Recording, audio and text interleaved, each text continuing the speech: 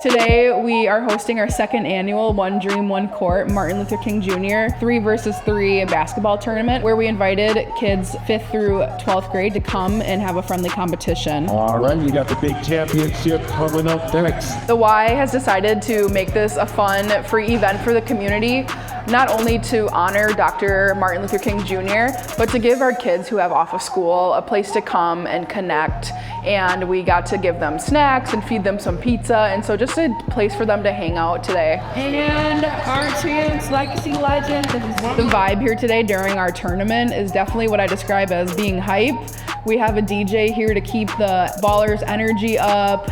You'll see lots of them dancing, really getting into the music and just into the tournament in general. Dream Chase is number one. I think watching our kids start out as being super hesitant and then leaving the gym super sweaty but having a ton of fun is really the whole purpose of why we do it.